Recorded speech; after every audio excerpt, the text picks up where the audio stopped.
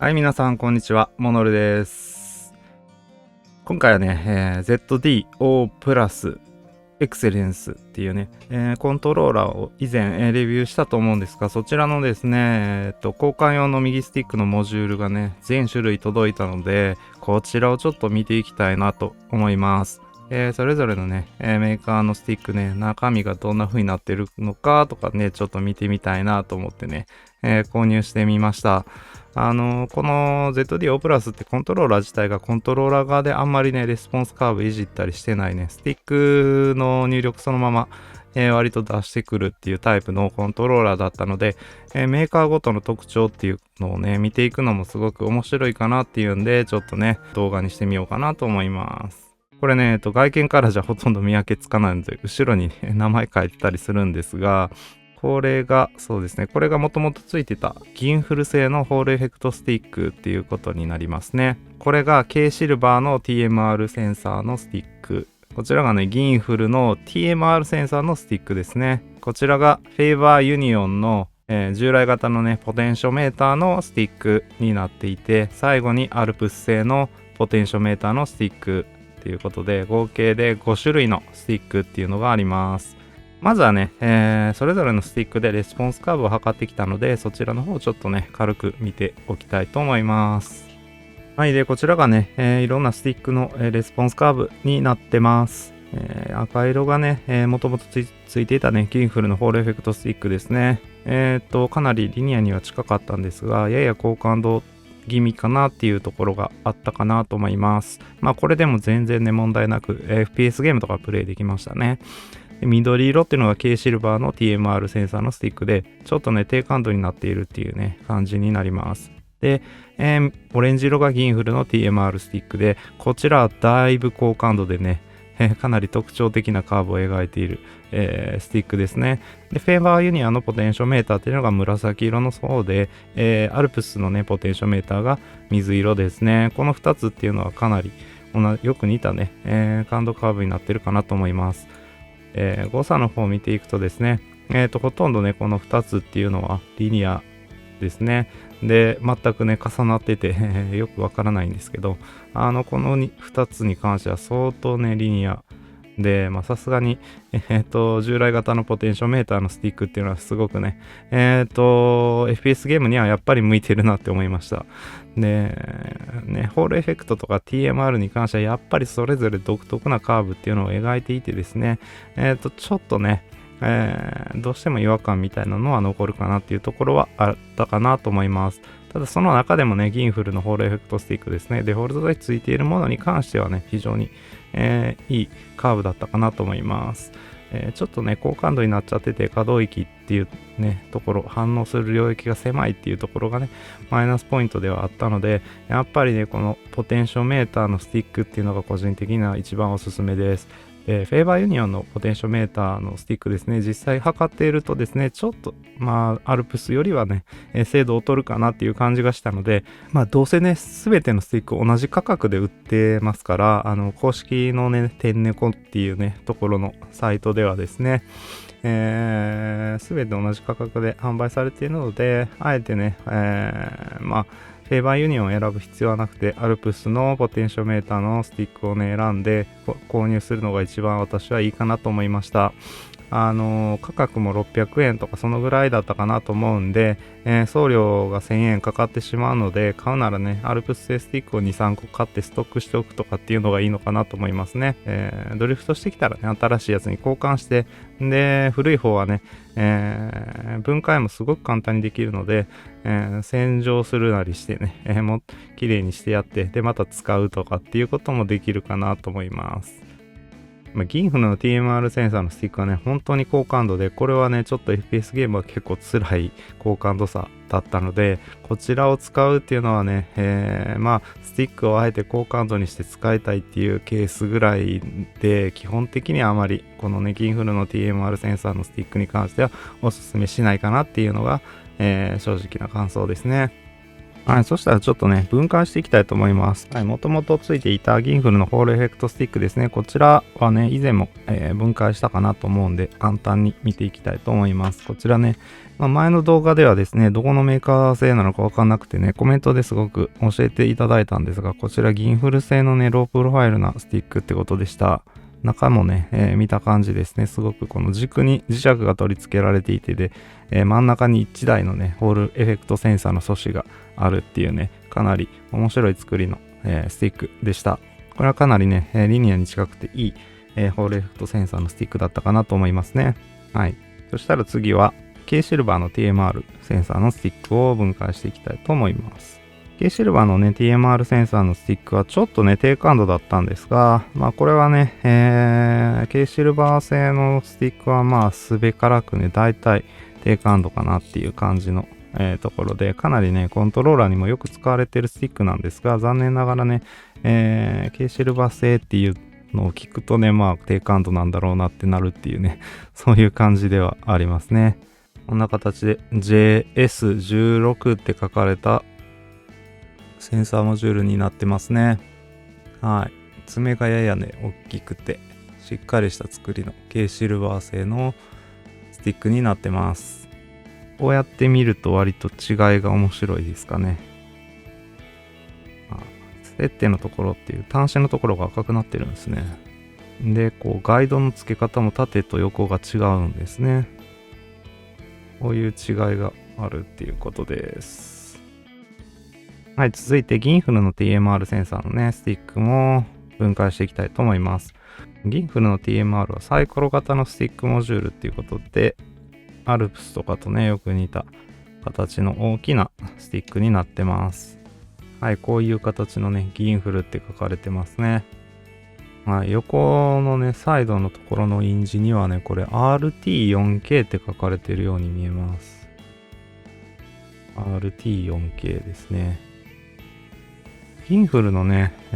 スティックモジュール結構このガイドがしっかりしているイメージがあってね、耐久性高そうなんですよね。ただちょっとこのモジュールは相当ね、感度が高かったような気がします。私、今ね、デュアルセンスの方のスティックモジュール交換とかもやってるんですけど、こちらがね、ギンフルの、同じギンフルの TMR センサーのモジュールなんですが、ガイドの太さとかはね、ほとんど同じなんですけど、このね、センサーのケースのところの色がちょっと違ったりとか、書かれてる文字も RT4K とこっちが LT5A ってことで、ちょっと違いがあります。どっちの方が新しいのかなわかんないですね。で、5って書かれてるんで、こっちの方が新しいかもしれないですね。で、こちらがね、フェイバーユニオンの、ポテンショメーターのスティックですね。ここに文字が書かれててですね、60の B の 2K3 って書かれてます。こういうモジュールが入ってましたね。フェイバーユニオンのロゴと2447っていうね、形ですね。フェイバーユニオンのスティックモジュールは若干ガイドが弱そうに見えます。かなり細いね、ガイドになっているのがわかるかなと思いますね。はい。で、最後にアルプスですね。はい、アルプス製のスティックモジュールはおなじみですかね。もうこれはいつものやつって感じです。ね。はい、いつものアルプスって書かれた。型番みたいなのは2215かな、これ。221K に見えるな。ね、なんて書かれてるかいまいちちょっとわからないんですけど。ポテンショメーターのね、スティックです。アルプスのね、スティックは本当にこのガイドが弱くてねここのね、白いガイドが割と広がってドリフトっていうか、センタリングが甘くなったりするっていうのがね、特徴ですね。こんな感じで、5つのスティックっていうのがあります。こちらの、ホールエフェクトセンサーの、ギンフルですね。こちらに関してはですね、真ん中の軸に磁石がついてるタイプだったんで、K シルバーはどうなってるかちょっとね、分解して見てみたいと思います。こちらのギンフルの TMR センサーはね、ここに、普通にこのケースのところにセンサーが入ってるね、オーソドックスなタイプの TMR センサースティックで、このポテンショメーターのスティック2種類についてはね、ほとんど一緒の構造なんで、特にね、中身分解して見る必要ないかなと思うんですけど、ちょっとね、この K シルバーの JS16 だけ中身見てみたいと思います。はい、分解することはね、できました。はい、でね、すごく面白い、構造になってるかなと思います。はい、この土台側にはですね、こんな風に2箇所にセンサーの、素子がね、入ってます。で、こちら側のハウジングの方についているね、このスティックの軸部分なんですが、こんな構造になっていてですね、ここの、ところに、ここにね、磁石が入ってます。なんでやっぱりですね、K シルバーのね、このロープロファイルな TMR センサーの、スティックモジュールはですね、この、縦と横それぞれに磁石があって、それぞれの方向を、この素子で、センシングしているという形になってるんですね。なんでこれって、こういうサイコロ型のね、ホールエフェクトとか TMR のセンサーのスティックと仕組み的にはね、ほぼ一緒で、やっぱりこの仕組みだとどうしても低感度に、ね、なってしまうというところなんだと思います。こっちのね、ギンフルのホールエフェクトスティックの方がね、仕組みとしてはリニアに近づきやすくてですね、FPS ゲームには非常に向いた構造だったかなと思うんで、デフォルトでついてくるこのギンフルのホールエフェクトセンサーのスティックがね、この3種類の中では一番優れていたかなと私は感じました。そしたらこの K シルバーのスティックはちょっと元に戻しておきたいと思います。はい、というわけでね、5種類のスティックに関してね、ちょっと見てきました。よく言えば遅延の計測とかもやりたいところなんですが、ちょっとね、そこまで変わりがね、このスティックモジュールでの差っていうのはほとんどないと私は思うんですよね。センサー自体の差とかね、本当にわずかで、コントローラー自体のスティックの処理っていうところのね、遅延が大半かなと思うんで、ちょっとね、遅延の方の計測とかは割愛したいと思います。ギンフルのこのね、スティックはすごくね、いいなっていうんですごく気に入ったスティックでした。このタイプのね、接点の、コントローラーがあったらね、気に入らないレスポンスカーブだったらギンフルのに交換しちゃうっていうのはありかもしれないですね。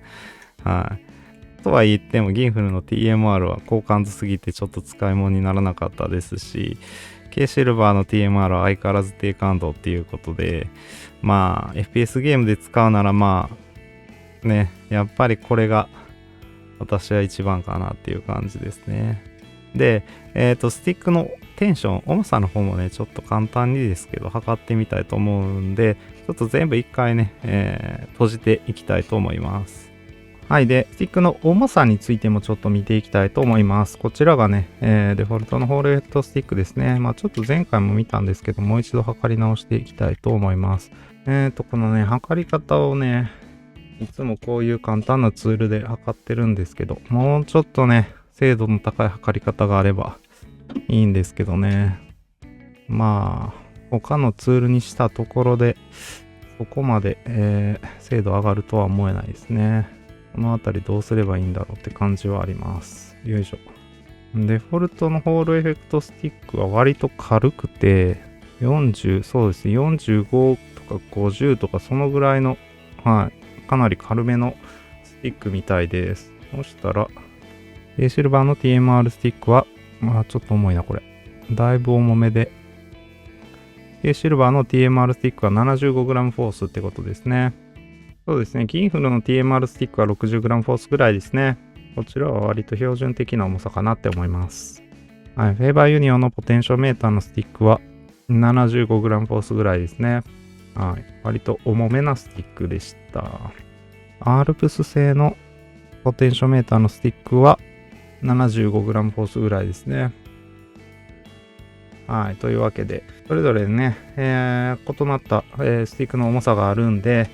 ちょっとそこは注意が必要かなと思います。両方アルプスで揃えてしまえばね、両方 75g フォースになるんでシンプルでいいかなと思いますね。そんなわけでね、アルプススティックを左右両方のスティックにね、交換した状態で、Apex Legends プレイしてきました。今回はサクッとね、鳥をエイプリルフールの、ゲームプレイを流して終わりたいと思うんですけど、もうね、このアルプスのね、スティックであれば、何にもね、いつも特に、違和感なくプレイできるかなと思います。やっぱりしっかり、トリガーストップとかね、背面4ボタン、さらにトップに追加の2ボタンついていて、で、このアルプススティックで、しかもですね、この、スティックが対称配置になってるっていうね、こういうコントローラーっていうのは、このコントローラーしかないので、かなり貴重な、コントローラーなんじゃないかなと思いますね。実際、こう、プレイしていて思ったのは、当てやすさ、当たるなっていう感覚っていうのはちょっと薄めかなっていうのはあるんですが、比較対象はデュアルセンセ値とかね、随形ポトップとかなんですが、そういうね、本当に当たるなって感じられるコントローラーと比べるとちょっと当たりやすさっていうのは劣るかなとは思うんですけど、これで慣れたらね、相当スティック操作も上手くなれるので結構いいんじゃないかなっていうところで、私はね、この、アルプススティック左右っていうので、このコントローラーを使っていくっていうのはすごくね、いいなって思いました。やっぱりね、このコントローラーが人気なだけあるなっていう風に感じたゲームプレイでした。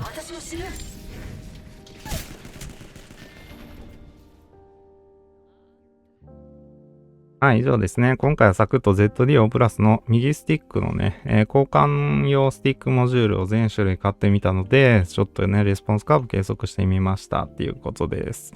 なかなかね、それぞれに特徴あるカーブで面白かったかなと思います。コレクトスティックの銀フル製のやつとね、アルプス製のスティックが私はすごく好みだったかなっていうところですね。他のね、スティックもね、は全然、感度が自分に合えば使っていけるかなと思うんで、そのあたりね、自分の好みが合いそうなスティックっていうのを選んでいただくね、参考になったらいいかなと思います。よろしければ高評価とチャンネル登録の方もよろしくお願いいたします。以上、モノルでした。ご視聴ありがとうございました。また次回の動画でお会いしましょう。バイバイ。